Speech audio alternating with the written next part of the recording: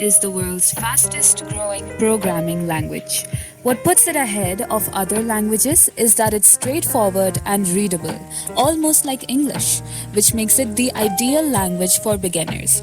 But just because it's simple doesn't mean it can't be powerful. Python is in high demand in the world of professionals such as software engineers, app developers, data scientists and analysts, network engineers, and many more. And let's not shy away from the fact that these fields are some of the highest paying in the current market. In this video, we'll be running you through the basics of Python so that you may start your programming journey. To get started, first we'll need to open up Google Chrome. Once we're in Google Chrome, we'll have to write out in the URL bar python.org. Once we're in the website, we'll go to the download section, and as you can see, the latest version of Python is available for download. As of making this video, the latest version is 3.12.4, so let's click on that. And as you can see, the installation process has begun. We'll click on this and a window will pop up now, and be sure to click these two little check boxes and continue with the installation process. As you can see, Python has finished downloading onto our system. So now we'll go to the taskbar, and in the search bar we'll write IDLE, which stands for Integrated Development and Learning Environment. This is the interpreter that we'll be using to write our Python code. So let's open that up, and a window will pop up now. That is our console screen. Go to File and New File, and this is our script mode where we'll be writing all of our Python code. Thank you. Hello everyone, this is Anjali, and today I'm going to teach you about the basic syntax. Let's move on to the basic syntax. The topic we're going to cover in basic syntax are print functions, data types, input functions, and variables. Let's talk about print functions. Now, how do we get IDLE to actually show us output or end result or output? This can be done with the help of print functions. Whatever we want to print should be written within the parentheses, and that will be printed as output on our console. Let us write the classic phrase, hello world.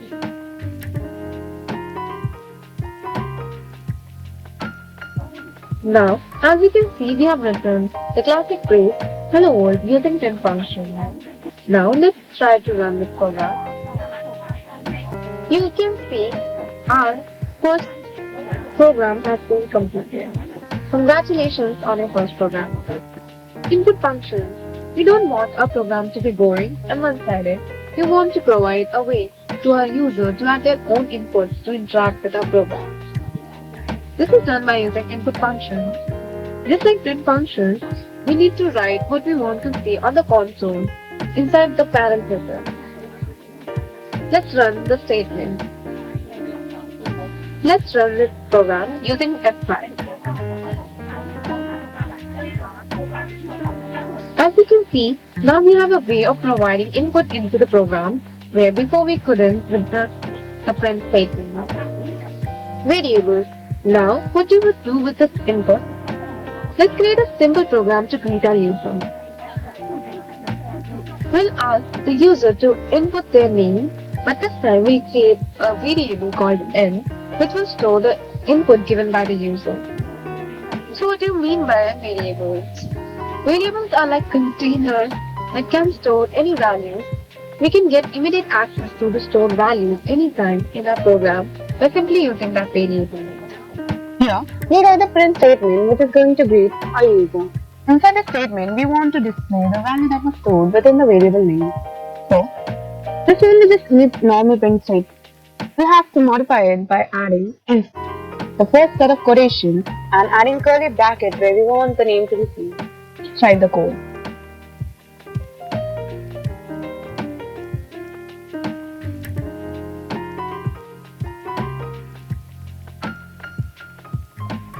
Then we add the variable in into these curly brackets.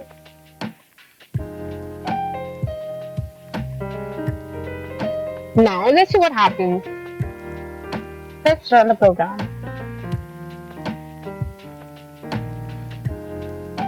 Let's put some value.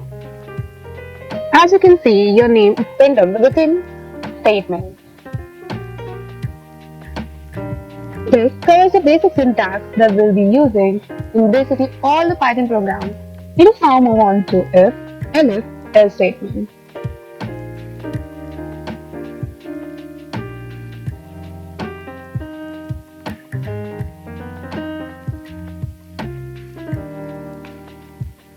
Suppose you are at a fun fair at the line for a roller coaster.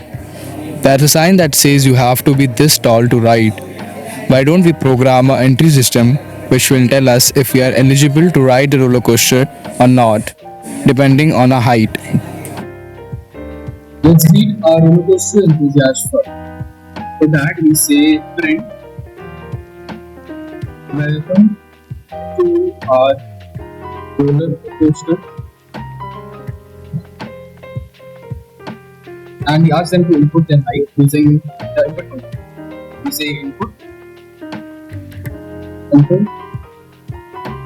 your, and we store this in a variable called h, and we convert it into int. Remember, variable can be anything with alphanumeric characters, but it must start with an alphabet or an underscore. It cannot start with a number, but can contain. Now, how do we check if a person is eligible to write? For that, we use something called as if statement. It checks for a certain condition which we have specified, and we perform whatever we tell it to do if the condition turns out to be true. So we say if x is greater than 122. That is, if the height of the person is greater than 122 centimeters, then only he will be able to write. If this condition is satisfied, then we say to the user, print enjoy the line. What if the person is shorter than 122 centimeters? So for that, we use something called as else statement. This will be only executed if the else statement is not satisfied. So we say else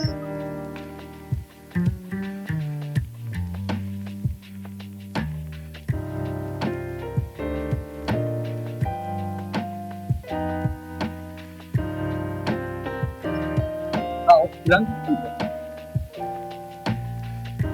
starting to enter and please enjoy your life. Now we enter a number with less than 1 digit. One scroll down again. We enter with one. Okay, we keep solving up here all of it. Let's take a moment aside to talk about comparison operators.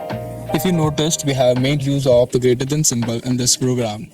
In Python, this is a comparison operator because we are using it to compare two values against each other.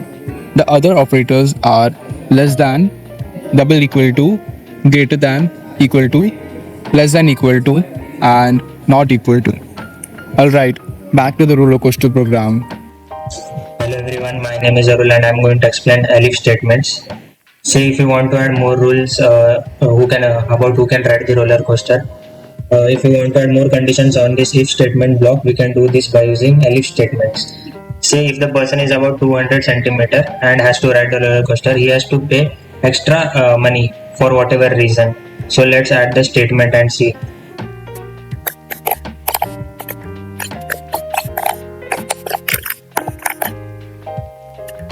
Now I'm not sure if you have seen there is a logical error in this code. Let's see what will happen.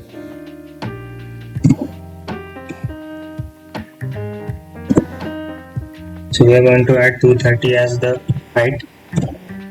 See, it is saying enjoy your ride. So we are not being charged extra money for this. That is because of the way the elif statement works. See, the elif statement is only executed if the first statement which we have written was not satisfied. And so the control flow goes to the next statement and checks whether both conditions are true. If only both conditions are false, it will go to the else statement and print the print statement will be executed. Now as we can see, the first condition is satisfied because 230 is of course greater than 122. What we need to do is add an extra statement to limit the range of the statement. So this should check that if the person is greater than 200 centimeter, the person will be charged extra rupees. So it will check. We'll add an AND operator and check whether both the statements are true. Only the statement will be executed and the person will be charged extra rupees. So let's add an AND operator and see which statement.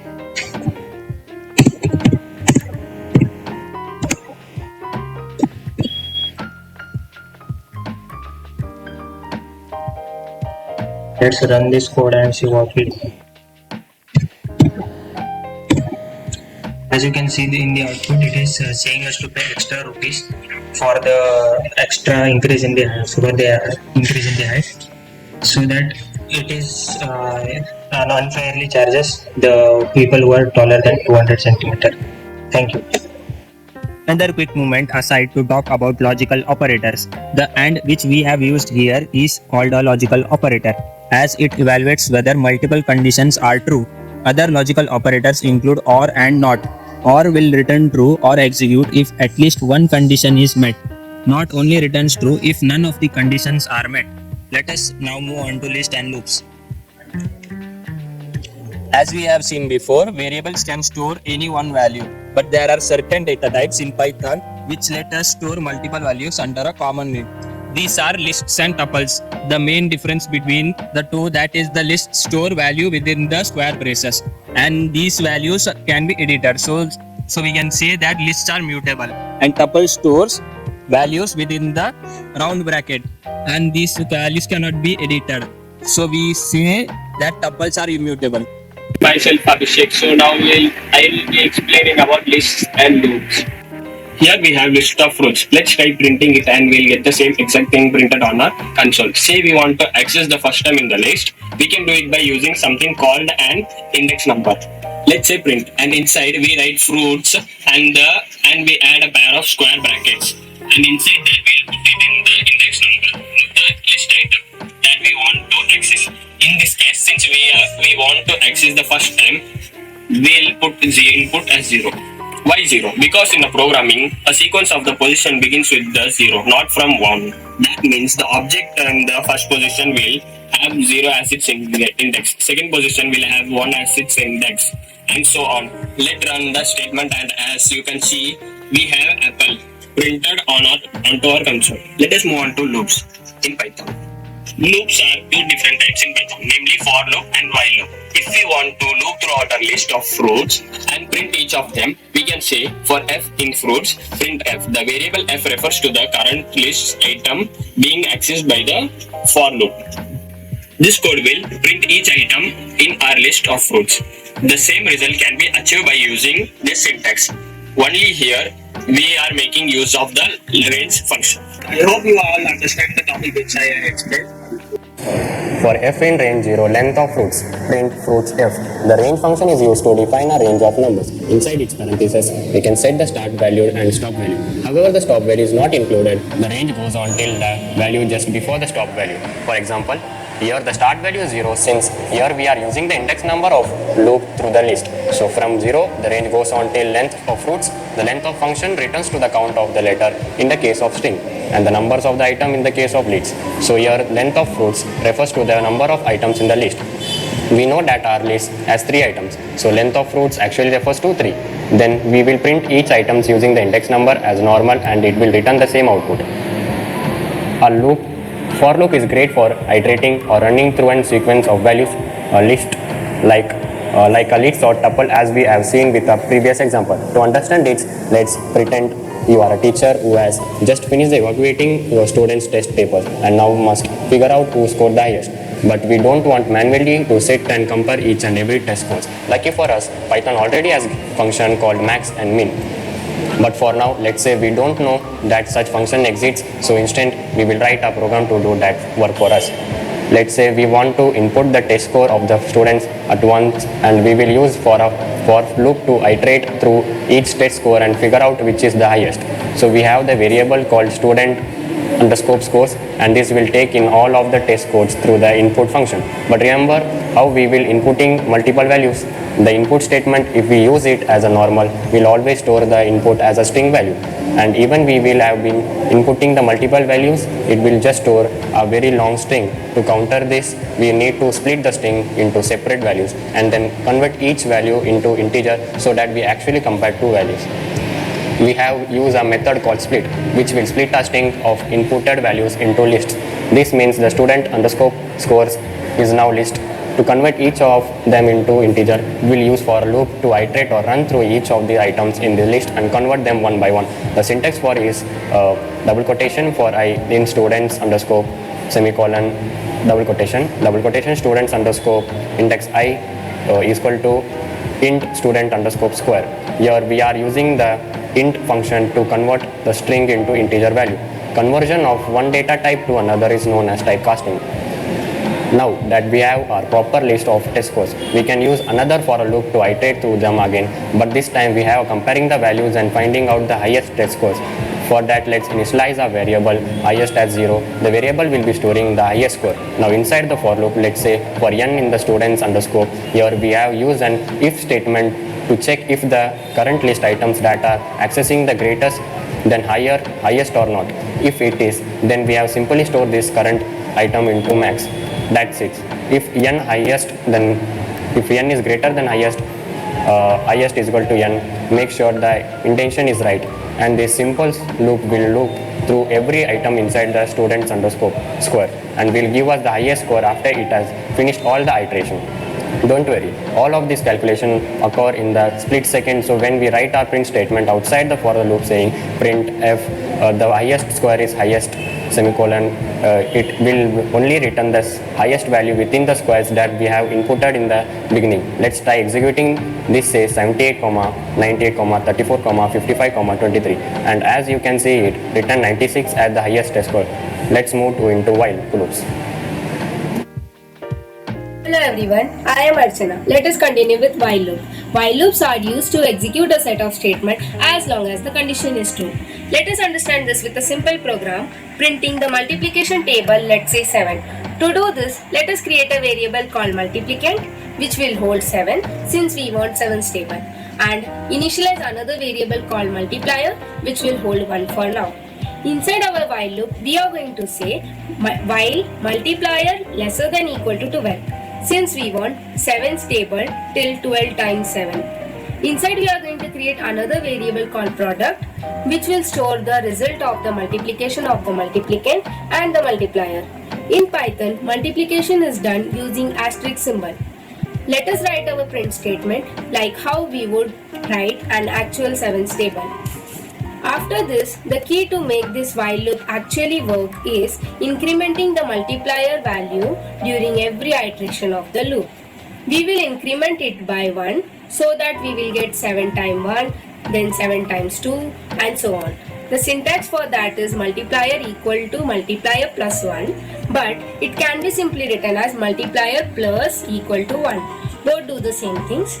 Let us try running our program. And as you can see, it is printed exactly like how we expected it to. The reason we declared multiplicand and the multiplier outside the while loop is because, first of all, we don't want the multiplicand to change.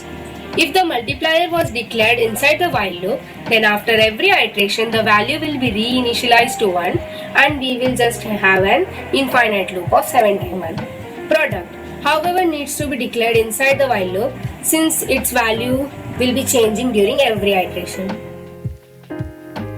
A quick moment aside to understand arithmetic operators in Python. As usual, for addition, we use plus, minus for subtraction, and asterisk for multiplication as seen before. If we want to include exponents, for example 2 to the power 3, we will have to write it using 2 asterisks as so. For division, we have a single slash. This output of this division will always be a floating point number, which is a decimal number. If we want an integer quotient, then we need to use 2 slashes. This division will simply chop off the decimal part of the quotient. There is a special arithmetic operator known as modulo, the percentage symbol, which returns the remainder of the division. For example, 12 modulo 3 will give the output as 0 since 12 is clearly divisible by 3. But if we say 12 modulo 7, then we get the answer as 5 since 5 will be the remainder of 12 divided by 7. Let us move on to dictionaries and functions in Python. Dictionaries in Python are kind of similar to dictionaries in real life. That means if you were to look up a word in a dictionary, you will find the definition of that word. Similarly, dictionaries are made up of key and value pairs inside a pair of curly brackets. For example, if we want to keep track of how many stationery items that we have, we can do so using a dictionary in the following format. Let's create a dictionary called stationaries. Inside it, the name of our stationery item will be the key and the value will be the number of stationery items that we have currently. So it will look a little something like this. Let's say we want to access individual key and value pairs. For that, we can't use index numbers like how we used in the case of lists before.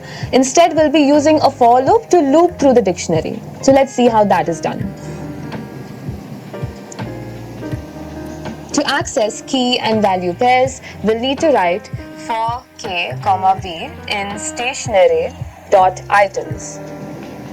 This will store the keys in variable k and values in variable v and lets us do something with each pair of k and v for every iteration. So let's just simply print them for now. Let's say print, and within a formatted string we'll say we have, and within curly brackets we'll write v, and after that we'll write k.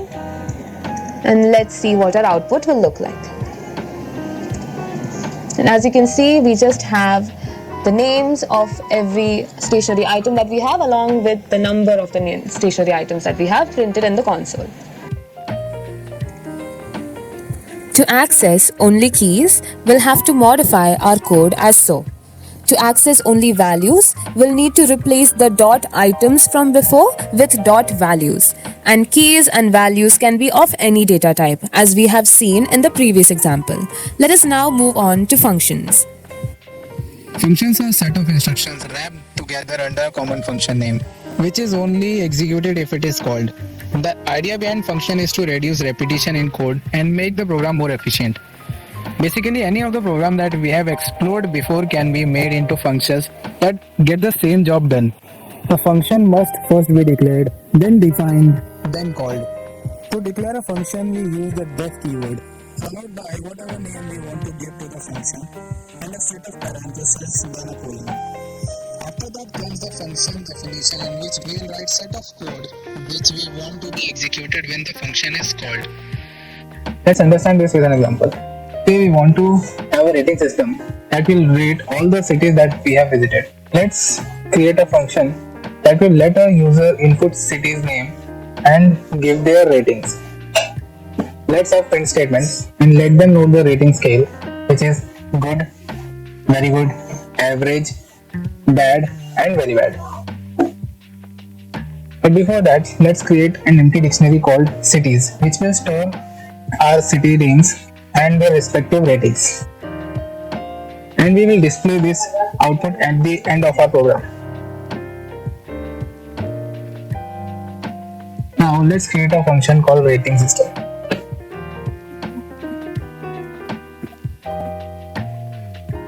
But before defining the rating system, let's first write some print statement that will show the users their rating scales.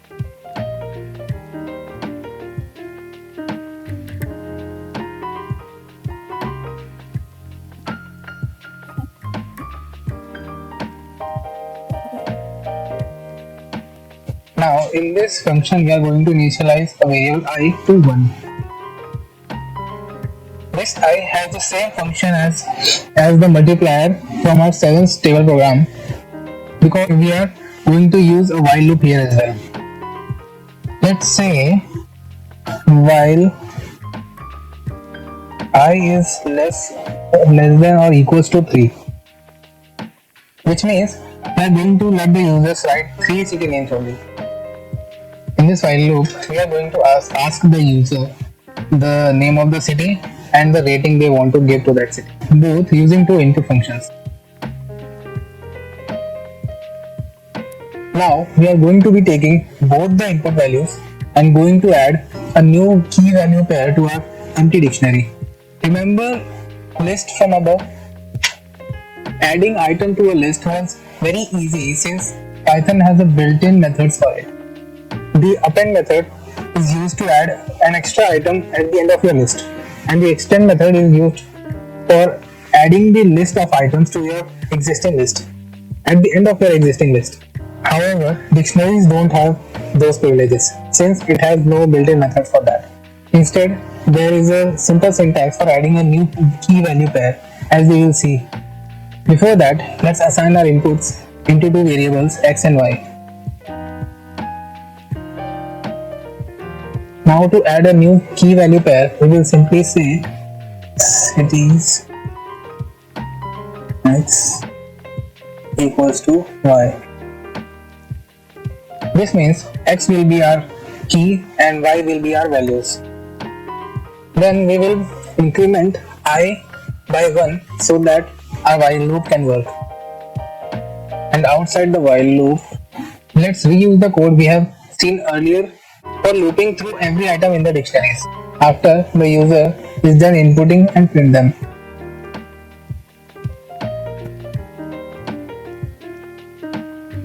We want the output to be printed in this format.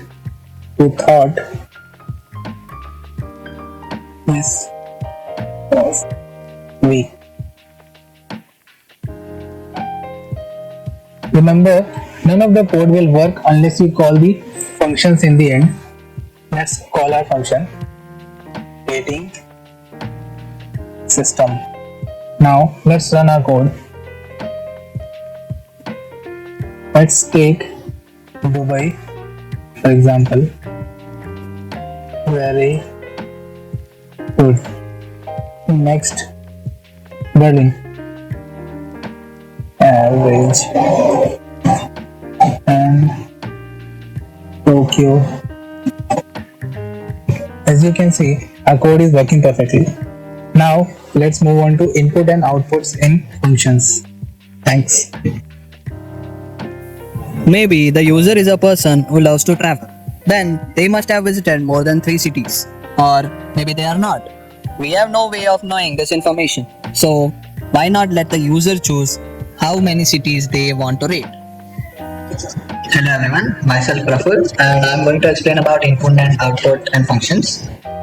We can do so by modifying this current program. Let's add an input statement before the function definition that will ask the user how many cities they have visited.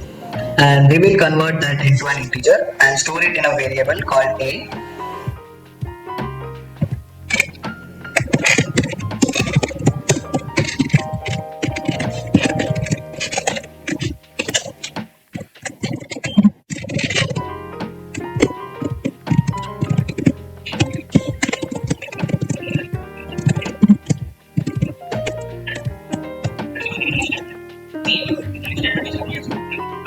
How do we incorporate this into our function? Functions have another feature which let us add inputs into them, known as parameters. When the function is called, we will be inputting some value in place of the parameters and the function will be doing some task with that input, known as argument. It's good practice not to name parameters and argument as the same thing. So, since our input is A, let's name a parameter as Z. Only a simple change to be made now. In a while loop, that is I is less than or equal to 3, we need to change that 3 from Z. After that, we need to add an argument to the function call, which will be from our input statement above.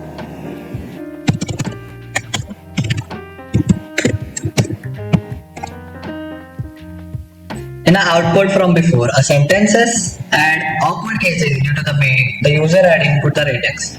Let's fix that with a method called lower, which will convert a string into lowercase. So let's go back to the statement, which will print our sentences and write p lower or lower.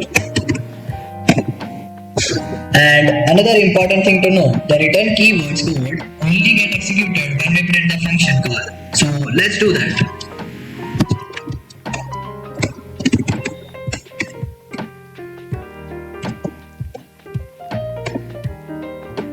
Input the same as before and here it is. Python modules are basically existing sets of code and user functions that we can import into our program. So that was, we can include those functions and make use of them. There are well over 200 modules as of now, but the ones that we are going to briefly go over are the random module and math module. The random module contains functions which are very useful if you want to include float random number generators or need to make random choices and so on.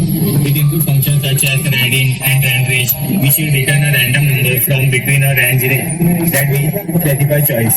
Then we use random which will form a list or tuple and list both. The module contains mathematical functions which can be very useful in programs that utilize complex calculations, which such as SQRT returns the square root of number POW, which is used for x component, tail and float, which round number ups and down respectively to the nearest integer, factorial, which return the factorial of the number, and once again it lists both one. A whole another video can be made just on each of these modules itself. One thing to be noted about the modules that they are imported into the program. That is, we have to write the keyword imported followed by the name of the module. Only they will be able to use the function in our code. Libraries are connections of related modules which can be used in programs for specific and well-defined operations. It makes Python programming that much simpler and is widely used in mainly fields. For example, TensorFlow is used for high-level computations, very widely used in machine learning and deep learning. Matplotlib is used for data analysis, Pandas is used in data science, and so on. From the video, it was easy to understand. I got to know that Python is very useful and in class. Overall side with the experience, and it was my first out of my regular concept, and yeah, I like it. Bây giờ đó đây là I watch this video and it was funny and I basically got Python on screen. Thank you.